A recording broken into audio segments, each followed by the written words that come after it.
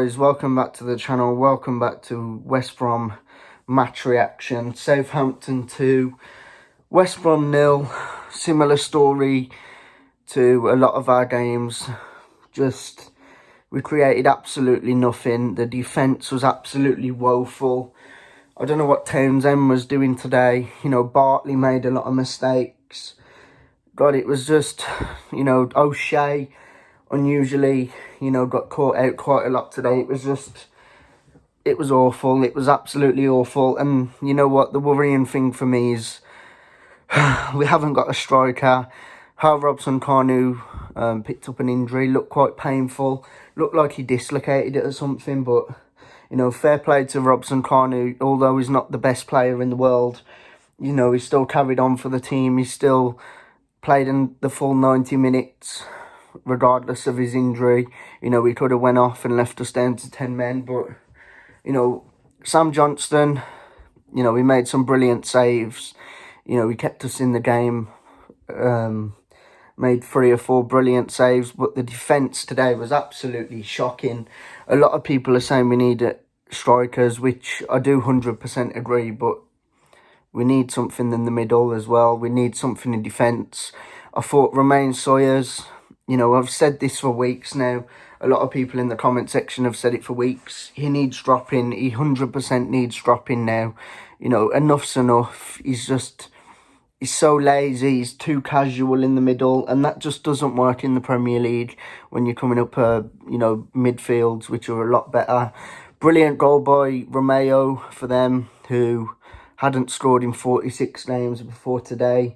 Typical West Brom, letting a player score who hasn't scored in that long. But we did not even look like scoring. And the worrying thing for me is the transfer window shuts tomorrow. I know that we can still get people from abroad up until the 16th or the 18th or something like that. But, the window shuts tomorrow at 11 p.m. And there's still no sign of Carlin Grant, Albion's #1 target. Will we get it over the line? I hope so, because...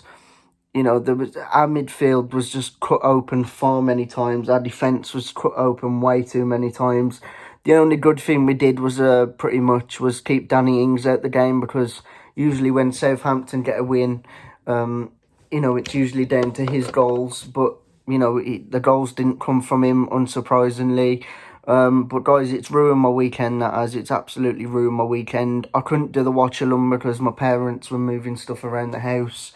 And there would have been too much background noise. But, guys, I'm absolutely fuming with that. I know I don't sound it. I know I don't look it. But I am, because it was just absolutely shambolic. 13 goals conceded. 1 point out of 12. For us, it's just not good enough. It really isn't good enough. And like I say, the transfer window for us to get players out of this country shuts tomorrow at 11 p.m.